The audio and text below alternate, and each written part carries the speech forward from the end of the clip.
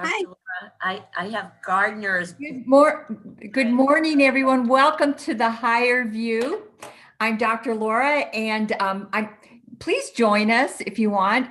We're reading the Dynamic Laws of Healing, and yes, this is focused on physical healing, but healing can be in so many areas: relationships, finances. It's not just your health. Maybe you're healing your consciousness about abundance, about work. So I want to welcome you, and if you want to join anytime, please do. But this is the book we're reading, and for all of you want to know, I don't want to really rehash what we did. Every week will stand on its own. When you're participating like this, I ask if you'd like to read, and then we stop and we discuss that.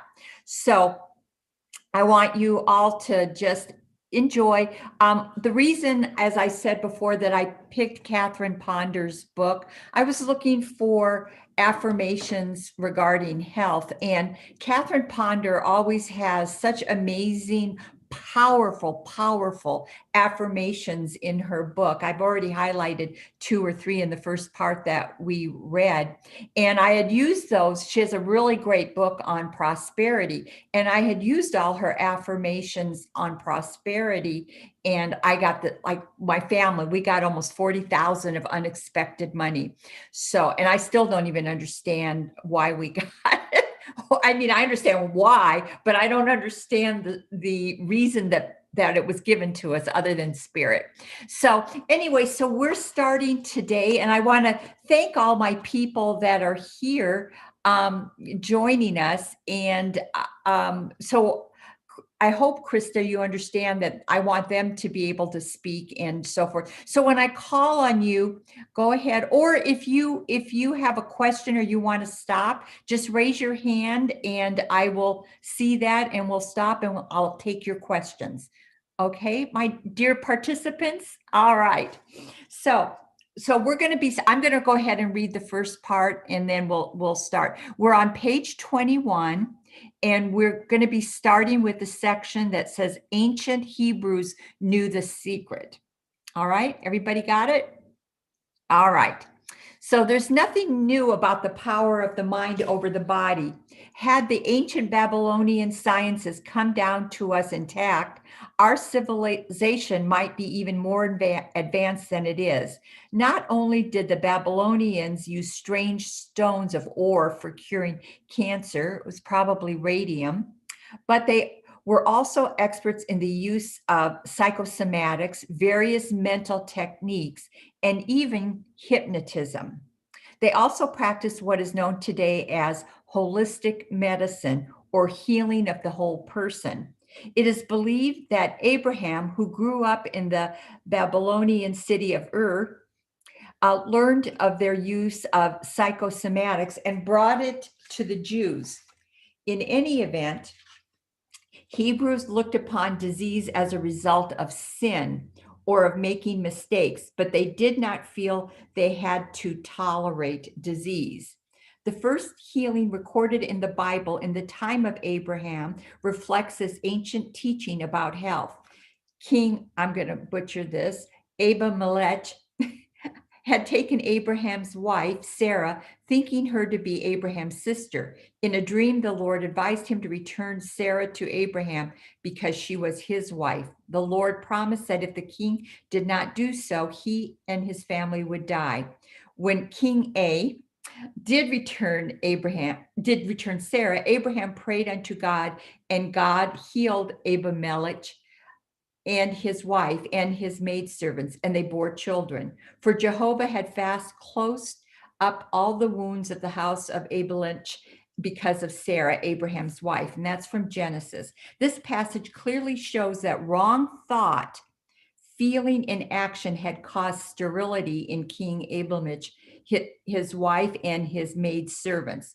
Right thought, feeling, and action accompanied by prayer restored fertility. Moses later pointed out in his writings the definite power of right attitudes and emotional responses for health, and the power of wrong ones for ill health.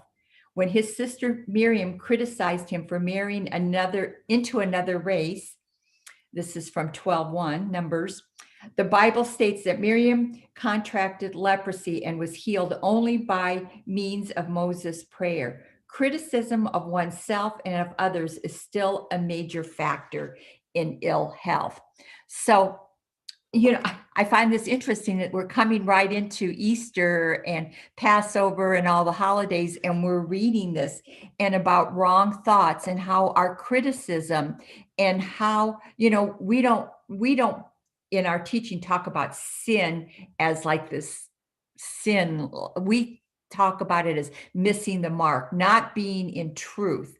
And so that's really, really a powerful awareness that by him just, he forgave that person and that person realized they had done wrong. They made it right. And then they were cured. So any comments, any questions from anybody? Go ahead and unmute yourself if you want to share something, if something came up for you. Nobody? Okay. All right, Terry, you want to read the next section?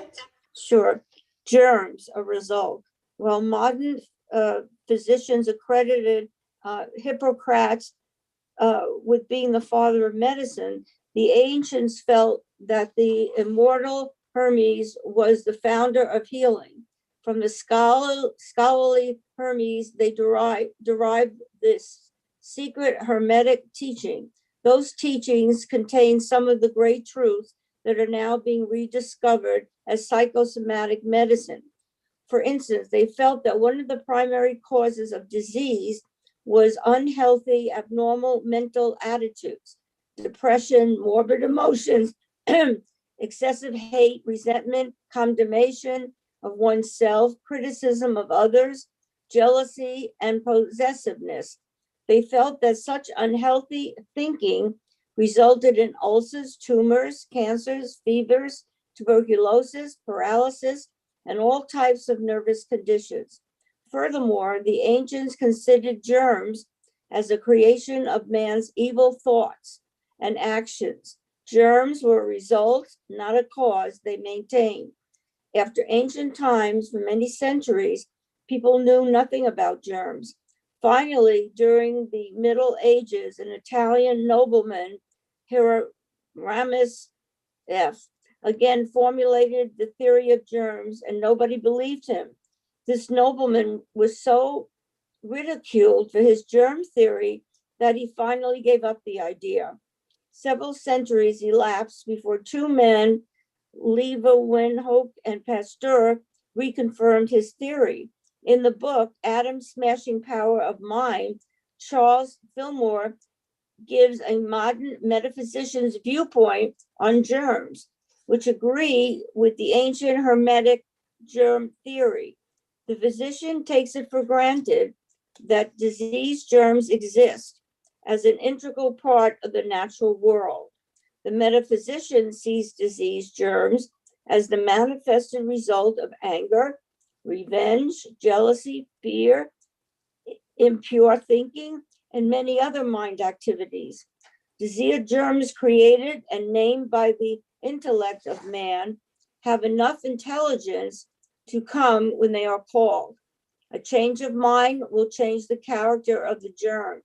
Love, courage, peace, strength, and good will form good character and build bodily structures of a nature like the qualities of the mind. Your healing cord. Doctors have said that 75% of us are using only 25% of our physical powers, that we are only half alive. Compared with what we might be, we are pygmies physically, what we might be giants, enjoying gigantic good health. The dynamic energy you can release through the right use of your conscious, though it is very great. Since your thoughts are constantly changing your body, your deliberate thoughts can deliberately change your body from disease to health. There is always one chord in every mind that is capable of responding promptly to the healing idea. It is when this healing chord is not struck that people continue in their sickness. Take the ideas in this book that excite you and delight you. Practice them over and over. Through them, you can find and strike your healing chord. As you do, you will know what Isaiah meant when he promised, "Then shall thy light break forth as the morning, and thy healing shall spring forth speedily." Isaiah 58:8. Thank you, Terry. Okay, so when we're reading, boy, for those of you who have taken my book studies on quantum physics, is this not quantum physics? This is nothing but quantum physics. And when I got God bumps when we were reading that part at the bottom on page 23, that the metaphysician sees disease germs as a manifested result of anger, revenge, jealousy, fear, impure thinking, and many other mind activities. And if you look at the world and we think about what is going on in the world, isn't there a lot of anger? Isn't there, there's a lot of negative energy in the world. And so you look at our pandemic that's going on, and if we believe that we create things, how are we contributing to this spread of this pandemic, this germs? Everything is energy. And so therefore, also our love and our kindness and our compassion can bring that in, and we don't want to be contributing to it. We don't want to feed, in other words, that negative energy. Any comments? Anything that, Donna, go ahead.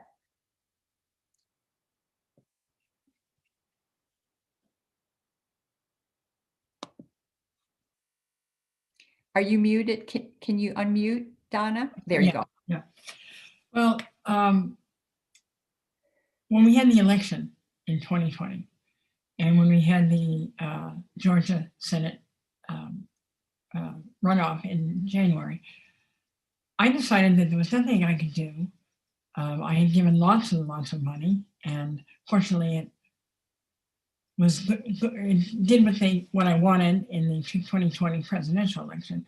But I figured that wasn't really going to work if we didn't have control of the Senate. So I did what I did for the presidential election. I made 50 pictures of the two senators that I wanted to win in Georgia, put them all over the house. And every day I would see them, and that was the purpose. I would see them, and I would say, "Good morning, Senator Warnock. Good morning, President-elect." Or even if it wasn't President-elect yet, I would say, "Good morning, Vice President-elect Harris." And this just went on and on and on. And people came to the house and said, "What is this? You must be out of your mind." I said, "Well, I think it's going to work." And I thought about these people far more than I would ever have thought about them otherwise. I mean, quite honestly, Georgia's far away and not really my senatorial area. But I figured if I continuously give attention to the things that I wanted, that it would happen. And I wasn't so surprised with the presidential. Well, yeah, I was, but I was stunned by the Georgia senators, because I figured maybe I'd get one, but both of them blew me away. So it doesn't necessarily refer to healing, but it goes back to the original premise that we always say: what you think is what and what you put energy into is going to happen. So, and Donna, there are probably a lot of people right now that are very angry at you for doing that. I know that. I know. Just saying, I'm just saying, but you're right. And so if we do that too on a personal level, or when we do that, this is what my preference, but whoever, then I know we have to know, even if it's not the party, the person that we had wanted, that there is something higher. There's some kind of divine right order. And what is mine to do now? If I don't agree with this, what's important is the way we react and how we interrelate with each other when we have these different viewpoints and opinions. And so what I've been seeing a lot in the world, and and yes, we have these pockets that show our unrest and things that aren't working. And so we don't focus ever in the news on the pockets where things are working. And so, right. So it's incumbent on us to hold that awareness and not generate within ourselves, which goes out into the universe, the negativity. But that's great. And so that was a great example, Donna, of what we all should be doing in all areas of our life where we want to bring something into our awareness. Now, if the election had gone differently, I hope you wouldn't have thrown all that out and thought that, oh, this stuff doesn't work. You know what I'm saying? We Yeah, we have to be careful of that too. Yeah. And Well, I know I would have been unhappy, but I would have thought, well, this must be for the greater good. good. I wouldn't have been happy, but you never know. Never And- know. And so I would have, because I do believe it. Yeah. And I do believe that what you think is Right. will manifest in some way. Right. That's good, Donna. Thank you. Anybody else want to share anything about that? And how it's relating right now to the world and what we're seeing, what we just read. I thought that was really, really powerful. No, okay, Donna, since you're already up, why don't you start on chapter 2, the no law of healing? A famous comedian was informed by his doctor, your illness is all in your mind. Quick, the comedian, what a place for it to be. It may seem that your body and your circumstances control your thoughts, but quite the opposite is true. Your thoughts control your body and your circumstances. As a man thinks in his mind, so he is in his body. A medical, and I say women too, a medical journal once related an incident showing the power that thought has on the body. A doctor diagnosed a case of 2 men who applied to him for help. He was to let them know the results the next day by letter. He wrote to one that he was free from disease, but told the other that his condition was very serious, that by going to the mountains, he might prolong his life for a time, but that his heart was bad and he would eventually die. By mistake, the letters were misdirected, and the healthy young man received the one containing the word that his case was hopeless. Immediately, he gave up his work and went to the mountains, where in a short time he died. The patient for whom this diagnosis was intended received, instead, the word that he was perfectly, the patient for whom this diagnosis was intended received, instead, the word that he was perfectly healthy, and in a short time, he was a picture of health. Okay, hold on a second. All right. I think if I was the family of the person that made their transition, I would be filing a medical malpractice case. I'm sorry. I just had to say that. I agree, sort of, but it's what they were thinking, not what was happening to them. Right. No, that just goes to show you. I just wanted to make a little funny there, but that does show you the power of the mind. Here, the person that was perfectly healthy got that diagnosis and accepted it. And then he did exactly what the doctor said and he made his transition. Whereas the person who really the doctor thought was going to make his transition, he lived and was healthy. That's the power of our mind. Disease is self-inflicted. As previously stated, the shocking truth about disease is that it is self-inflicted. You inflict disease upon yourself by your fears, resentments, hates, and beliefs in evil. The Hindu scriptures described it. If a man speaks or acts with an evil thought, pain follows him. For instance, thoughts of fear release hormones into the bloodstream that can even paralyze the vital nerve centers of the body. Extreme fear actually cooks the corpuscles out of the blood. Also, experiments have shown that telling a lie involves real work for the body. Your metabolism, pulse rate, blood pressure, and respiration speed up when you fib, and your eyes tend to get shifty. This is how false thinking affects the body. Negative appearances in the body are built up and sustained by someone feeling badly about them. What you fear, you multiply. You build up and keep alive the diseased appearance by feeding it the substance of your negative thoughts. When the bad feeling is removed, The diseased appearance starves for lack of attention and nourishment. It has to fade away because it has nothing to sustain it. Man bypasses the tree of life. In the Garden of Eden allegory, we find that the secret for health or lack of it. In the beginning, God created man perfect and gave him dominion over everything upon the earth, including his health. But man did not appreciate his healthy heritage. He deliberately partook of the tree of knowledge of good and evil, thereby dwelling upon evil and subjecting himself to its reaction upon his body. His heritage of health could have been restored because there was a second tree in the garden, the tree of life. But by partaking of the fruit of the first tree and thereby deliberately dwelling upon the thought of evil, man was prevented from eating of the fruit of the tree of life. Through that symbolic act, man subjected himself to evil and its attendant disease conditions in his body. It is an allegory that applies in modern times as well. When you behold the good, you are powerful, but the instant you behold evil, you are paralyzed by the darkness of your mind. Evil has no life, substance, or intelligence of itself. It is conjured up by the limited beliefs of man. Evil is a form of darkness that flees in the presence of light and enlightenment. That enlightenment comes as you remind yourself that no evil condition, however trying, is everlasting. Such an experience is actually one in which evil is coming to the surface to be freed and released forever. Evil wants to be released from its negation. It wants to be transmuted into good. Thus, it will always move on. A new condition then arises and a new happier cycle always follows. All the power that evil seems to have has been given it by man, and man alone can withdraw that power. That man has this power to deny and dissolve all disintegrating, discordant, and disease-forming ideas of evil, and to transmute apparent evil into good is among the greatest discoveries of all ages.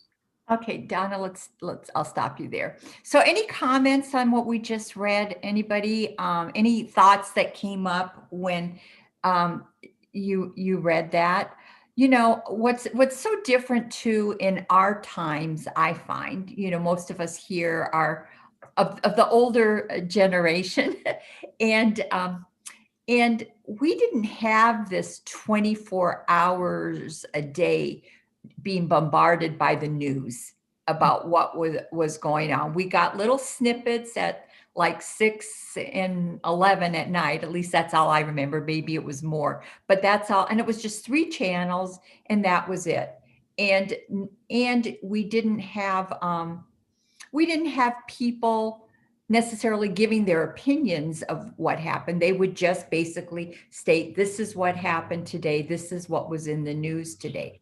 But now we have, you know, with the internet and everything, we are, if we're not careful, we can get sucked into the negativity or rumors or things. And so it's really important from a spiritual perspective for us to really go within, not to go into fear, to be that kind person, to use that power in our lives to become better people and not to be judging others and what they're going through. And so, you know, I just want, you know, and the thing is about disease is sometimes there are things in our subconscious that we're not even aware of. Everything is caused by our thinking, even though whether it's in our subconscious that we're not aware of,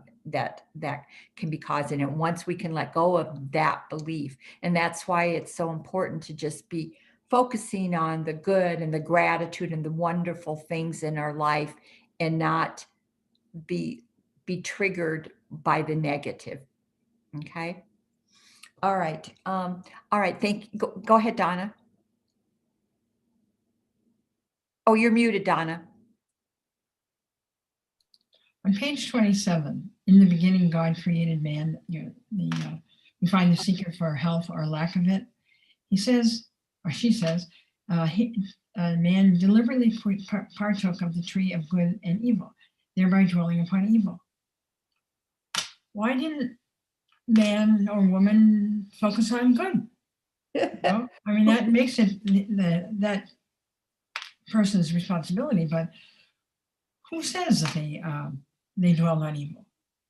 Well, the thing is, we don't really know that because they got into fear supposedly right away because they were told that they shouldn't partake of that tree. And so here's an issue that I have also with the Bible and so many things. And this is according to Dr. Laura, this is not written in the Science of Mind textbook necessarily or anyway, but here's the thing. I can't fathom a God, a being, or an intelligence that, and I've said this before, as being a parent, that if my child makes a wrong choice, that then they are damned, they're out of my life or whatever. I can't imagine, and as much as I love my child, I believe there's this intelligence in the world that we are all part of. We get to make choices. And the sin is, we're not punished for our sins, our mistakes, we're punished by them. If you make a wrong choice, and that's all that is. So, to me, it's still about choice. When I read that story, it's about choice. And what do? We can all make a mistake and then say, wow, that was wrong, I'm sorry, and then correct our lives and go in a different direction. Or if it's such a choice that it really alters us and pushes us somewhere that we don't want to be, then we have to look for the good there and try to figure our way to make the best of it. So that's kind of how I look at this story. You're right, they never even had to eat but here's the thing. If we didn't, I loved Abraham Hicks, if we did not have the contrast, Right. If everything was just kumbaya all the time, I mean, I'm sure that would be nice, but how would you know anything different?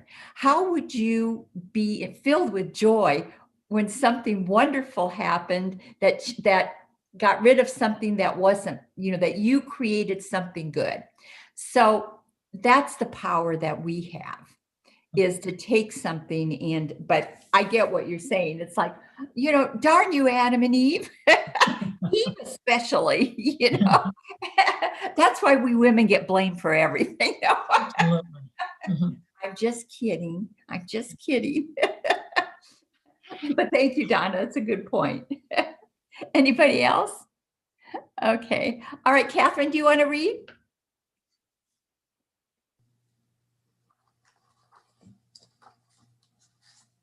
So we're starting on 28, the first law of healing. Yes. Denial is the first law of healing. Through the use of denial, you withdraw from your mind the negative beliefs and emotions that have played such havoc in your health. Denial is the first practical step toward wiping out of your mind the mistaken belief of a lifetime. What you believe in, you serve and are served by. As you change wrong beliefs, you will find a change taking place in your troublesome circumstances and bodily conditions. Scientists have long been at a loss to explain why man's body should ever be sick or die if it were properly fed and cleansed. Denial cleanses your mind and body of the belief in evil and its consequent dire physical effects. The word deny not only means to withhold, erase, eliminate, dissolve, withdraw, but it also means to declare not to be true that which it appears true. Through using the healing law of denial, you can begin to erase beliefs from your mind and evil appearances from your body. Through denial, you can also go a step further and declare not to be true the pain, inharmony, and disease that may still appear for a time. As you deny them power, you rob those appearances of any permanent life, and they fade away from neglect. Through the act of denial, you do not deny the existence of the adverse condition, nor do you hesitate to seek technical treatment for a cure, but along with this, you also begin to go deep within your thinking and recognize the adversity for what it is, a diseased appearance created by your own diseased thinking. You then do something about it. You deny your wrong thoughts that brought it into existence. It is then you learn the truth of that age-old axiom. If you can put a thing out of your mind, you can put it out of your body. Wow. How do you use your no power? Since denial dissolves, eliminates, erases, frees, it is your no power for healing. Any thought, statement, or prayer that helps you to say, no, I do not accept this appearance as necessary or lasting in my life is a denial. Many a case has been healed when someone mentally said, no, no, no, while people were talking of the ills involved. You can free yourself from all sorts of troubles when you begin to say no to them, instead of continuing to dwell upon them. A seriously sprained ankle was completely healed overnight when the one suffering kept saying no to the pain. During the night, when the pain tried to reappear, the one using the denial would say, it simply cannot be. It cannot be so. It is not so. I do not accept this condition. It is nothing. It has no power. Her words prove true. Ecologists have long described denial as the law of divine indifference.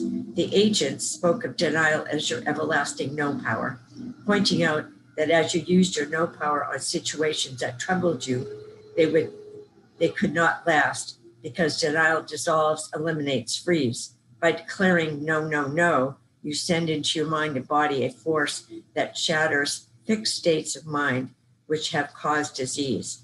If true denials were more often made, health would spring forth naturally. Bodily functions have a way of righting themselves when you correct the negative states of mind that cause them. Cases of healing tumors and fevers have disappeared when someone said no to them. Using your everlasting no power on situations and conditions you do not want to last. Catherine, stop there for a second. That's kind of what that reading just there, that's kind of what that triggered me wanting to do this book study. Because, when we do our treatments, and I really get on our practitioners about not mentioning the condition. But what I love about that, sometimes, it's like you say an affirmation sometimes, and then in the back of your head, you go, oh, I hope that works, or I don't know, or whatever. But the idea of going, no, this cannot be true. This does not exist in my body. And then, and there's like an energy that goes with that. I do not accept this. I know I'm perfect, whole, and complete. To me, you're telling yourself and your body and your beliefs that this has no place within me, this situation. And do you guys feel kind of the difference of that? Yeah, go ahead, Catherine. Unmute yourself, sweetie. When I was reading it, I was going back to Science of Mind and going, oh, this doesn't fit quite right. But when I first started with Science of Mind, and it continues sometimes, I do get that, like I'm doing a treatment and then I go in the back of my mind, I'm going, do I really believe it? And then I have to keep saying it. But reading this, by the end of it, I was thinking, if you just say no, then you can feel a flood of positive coming in. And that's how I felt. It's like a stream of positive, like boom, Yeah. that. And then your treatment you're doing comes through. So. Right. Yeah, thank you. Because I remember, I shared this, I think maybe even just last week, about how I had a rollover accident on the freeway with my kids coming down the 91 in the fast track. And we rolled 5 times and landed on our tires, thank goodness. But it was weird because I felt like the car was like covered with this white light as we were going to. I felt more sorry for the people that were stopped in traffic, dead stop on the other side, that saw me spinning down the fast track. But anyway, they took us to the hospital just for a checkup. And, we had some little cuts, but immediately I said that, because they all said, well, how are you feeling? Myself and my sons, how are you feeling? And we said, yeah, we're okay, and they said, well, you are today, but tomorrow you're really going to be in pain and sore and this and that. I immediately, when we got out of there, I took the boys, we held hands. I said, no, that is not going to be our reality. That is not our reality. We are fine. And there was that energy, and we were fine. we were fine. I mean, it was a miracle that we weren't hurt at all. But in that moment, so that's it. It's like, no, this is not the truth of who I am, what is going on within me or in my life. And to me, there's a power there. And that's really what triggered me wanting to read this book, because I never really thought about that. I have a dear friend that she had been going through financial issues and she'd been doing her affirmations and stuff. And then finally she just got like mad at God. She said, God, I've been praying and we need our finances to be in, whatever she said, but she made this demand. And I'm telling you, immediately things changed. Things change. There is a power into that. And that's what, unfortunately, most of us don't use the power that we have. We don't use it. But boy, we can use our anger. We can use our anger towards situations, can't we? But when we want something good in our life, oh, please. Oh, yes, I want this. Oh, no, make that demand on the universe. Get that energy flowing in that direction. Does that make sense? All right, Catherine, go ahead, continue on. Okay. How she overcame morning sickness. A secretary knew the power of saying no to conditions she did not wish to last. Upon learning she was having her first baby, this young wife decided she wished to continue working as long as possible and that ill health was not a necessary part of pregnancy. When morning sickness began, she said to a fellow worker, "This is ridiculous. There is no reason for me to suffer. Having a baby is a normal process for the body. Tomorrow, I shall remain at home and straighten out my thinking. I refuse to accept this morning sickness as necessary or lasting." The next day, she remained at home using the healing power of denial. She mentally said no to any suggestion of nausea and freed her mind of the belief that discomfort was a necessary part of pregnancy.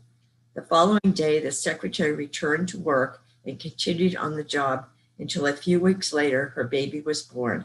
A healthy pregnancy and later a healthy child was the result. All people need denial. There are also people who turn away from denial, considering it an unpleasant word. They haughtily say, "I do not use the healing law of denial. I do not need it." Such misguided souls are usually the ones who need it most. Everyone needs to use the healing law of denial because everyone has negative beliefs that need to be dissolved. The ancients believed that there were 7 layers of negation in the mind of man that stood between him and his good, and that these would be continually cleansed through no attitudes of mind. Biblical symbology substantiates this belief through the story of the leper Naaman, who was healed after following Elijah's instruction to wash in the Jordan River 7 times. 2 Kings 5:10. Don't be afraid of the word denial. It does not mean the foregoing of comforts and the good things of life. It does not mean to make oneself miserable by giving up anything of value. True denial is a letting go of the lesser to make room for the greater. Denial is a mental process by which you surrender all the old ghosts of fear, worry, sorrow, sickness, sin, suffering, and that have haunted you and kept your good from you. These ghosts were figments of your imagination. Through denial, you cleanse them from your conscious and subconscious phases of mind, perhaps without even realizing just what they are. As you cleanse your mind of negative beliefs, you withhold the substance of your thoughts from them. You disrobe them, rob them of their power and their very existence. Affirmations cannot replace denial. There are those who claim that the healing law of affirmation, as described in chapter 5, is sufficient. To argue that affirmation fills the law of demonstration without first using denial is foolish as the maid who thinks she has cleaned house when she has merely opened the windows to let the sunshine stream in without ever having dusted or in any way cleaned the house's interior. How unsightly that house would be without this necessary denial. To mentally affirm a healthy condition without first denying and destroying the negative emotions that caused your ill health is like attempting to build a new house on a site already occupied by an old building. Before your problems can be resolved, there must be a mental and emotional house cleaning. The healing laws of denial, forgiveness, and release, as found in these and the next 2 chapters, are offered you for that purpose. Since this book was first written several decades ago, the author has received numerous reports of healings that were experienced by people through their study and application of the healing laws described in the next 2 chapters. These reports, some of even supposedly incurable conditions, indicate surprising powers for healing that lies in the constant use of denial, forgiveness, and release. When affirmations do not heal, a businesswoman had a house for rent for months. Needing the rental income to help her children through college, she diligently had made affirmations upon affirmation for its rental. Nothing happened. Upon learning of the no power of the mind, she realized that why her affirmations had not worked. They had not cleared her mind of fearful anxiety. Thereafter, when the subject of the unrented house popped into her mind, she would say to herself, no, no, no, there is nothing to fear. The perfect tenants are now appear and rent this house. Through months of affirmations had rendered no results. Within 3 days of her use of denials, the house was rented. A worried mother wrote, I cannot understand it. For months, I have been using affirmations for my daughter and her family, and things have only gotten worse. She has been mentally ill. Her psychiatric treatments are ineffective. Her husband's job is threatened. The children have all been sick. Recently, a fire occurred in the house. There has been constant confusion, irritation. Why haven't affirmations helped this situation? When this woman learned of the healing power of denial, she realized why. Affirmations made firm. To say affirmations in the midst of inharmony is to make firm or say yes to the false beliefs that cause the inharmony. This only invites more confusion to the situation. This lady proved it. As she immediately began to say no, no, no to the troubled appearances, it was like a healing balm that began clearing out the fear, inharmony, confusion. The daughter regained her emotional balance. The son-in-law was led to a better job. The children's health improved. The insurance company made a settlement on the fire in the home that made it possible to redecorate the entire house. A desire of long-standing fulfilled. Peace gradually came into this family's group after one interested person began to say no to the previous difficulties. Okay, thank you, Catherine. See, and that makes sense to me. I mean, it's good to say affirmations if you really are just, when I said those affirmations about the prosperity, there wasn't any pressure that we needed anything really, the money, but I just said them just kind of like playful because it was kind of fun and there wasn't anything desperate. But think about the situations in your life where you get that diagnosis or you are fearful. And just like Catherine, we were saying, is that you say those affirmations, but there's kind of sometimes in the back of your head that, you don't really believe it. It's almost like you're trying to convince yourself through the affirmations that this is the truth. And so I really think that if your affirmations aren't working, this could be the reason why. Margie Taft, it's good to see you. All right. Did you just join us, Margie? This session, yeah, I've been on since the beginning of today, but this is my first class with you. Okay, good. Okay, good. It's good to have you here. This Jody, is my favorite author in the whole world. She is so amazing. I've read every one of her books, but somehow I didn't read this one. And I was excited to hear that you were having a book study on it. She lives in Palm Springs, Catherine Ponder, and she's 93 years old. I was wondering if she was still alive. I know she used to come to the center and she was very good friends with Dr. Tom. Yeah, and I recently read another book of hers, and it was so powerful for me.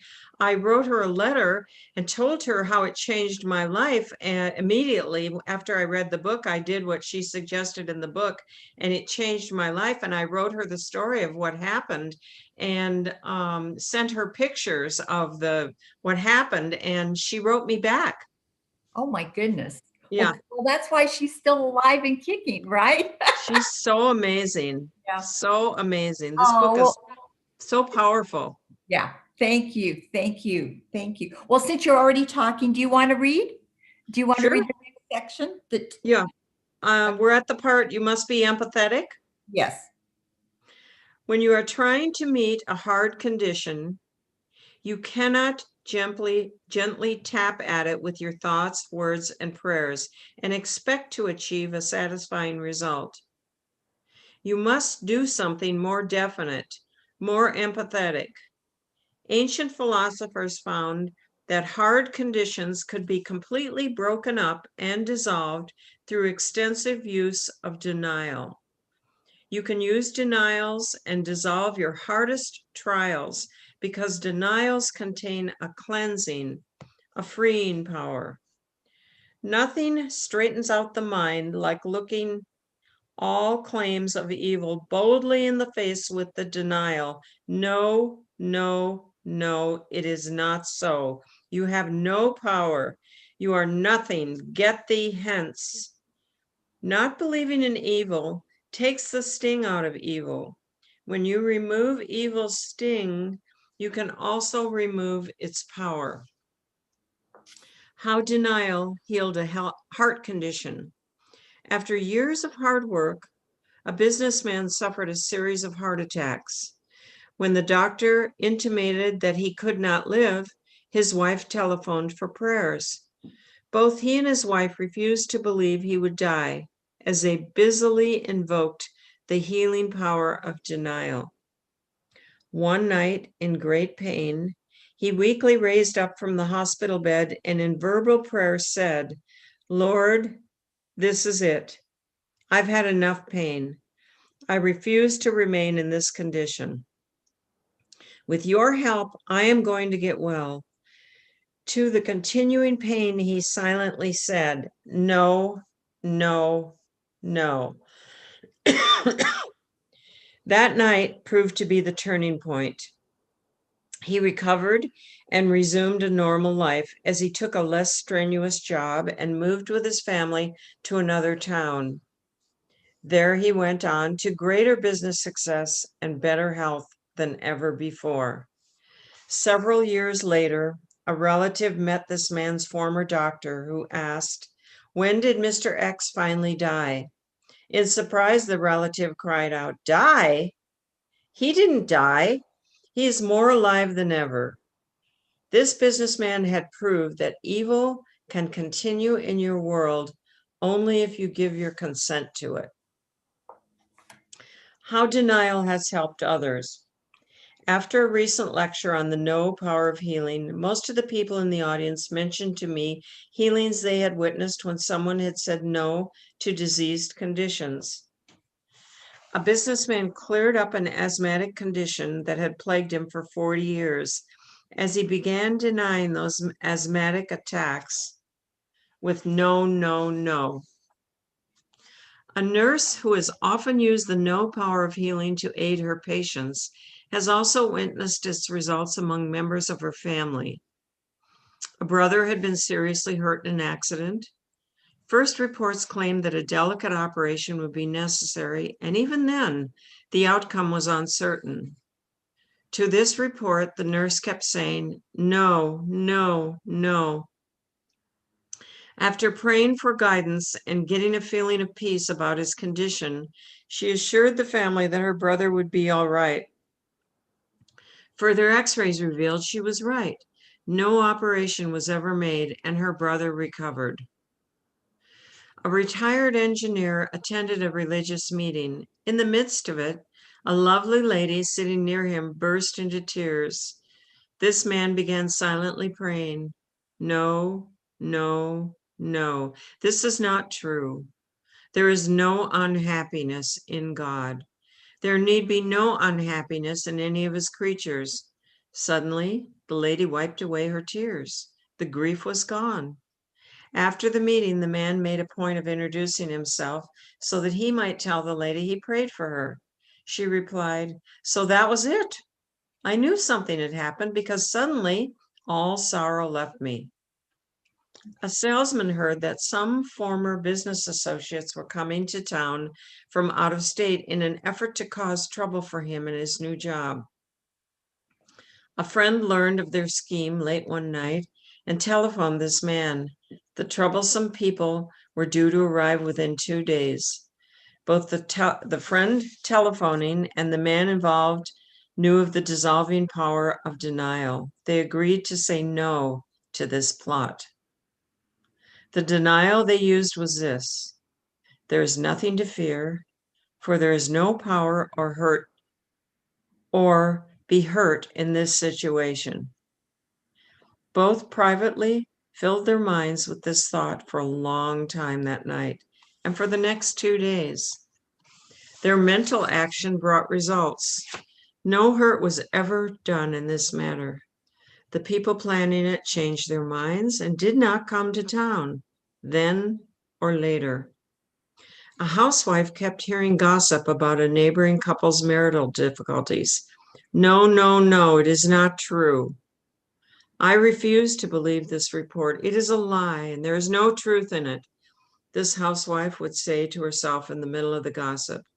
Soon friends were commenting, "It is amazing. We cannot understand what has happened.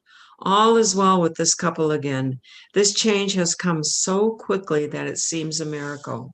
All right. Thank you, Margie. Let's talk about that. So do you guys feel kind of that energy, even just reading it, about how powerful it is to say those, that no, no, no with that energy really makes a difference in that. I just heard a lady speaking last night about the fact that she had been in a lot of pain. She had been suffering. Her life was just a mess. And she literally went in her closet this one night, laid on the floor and said, "God, I can't take this anymore. This needs to change, and it needs to change now." And then all of a sudden this peace came over. She got this idea and it changed her life. And so there is something about really calling on your angels and saying, that side of yourself, that higher part of yourself, that no, I am not accepting this anymore. And knowing that things are going to open up because you are saying this belief can no longer exist. All right. We do have that power.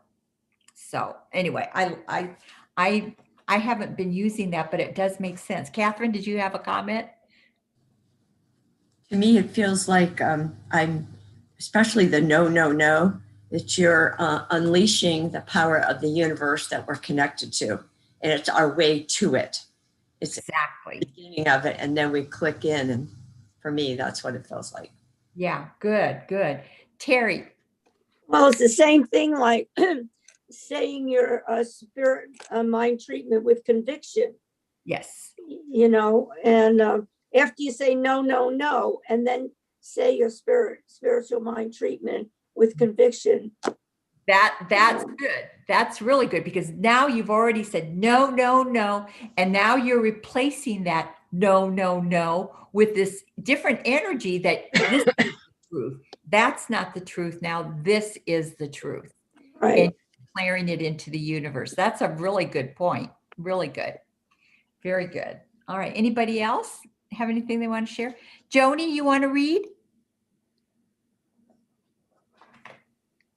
Just to add to that, on the other end of the stick, I always like to say thank you for my health and thank you for my body working, cells doing their jobs and all that. So, because I don't want to get sick, so I can try the no, no, no part. No, that's true. That's true. But if there's something in your life you want to get rid of, that's a good thing. But no, I'm like you. I'm just so always in a state of gratitude. But I think that this is really, if you do get something that causes fear in you, even if it's not a health issue, it's something with your family, finance, by just not getting rid of the fear and then being grateful. I think you're absolutely right. Right.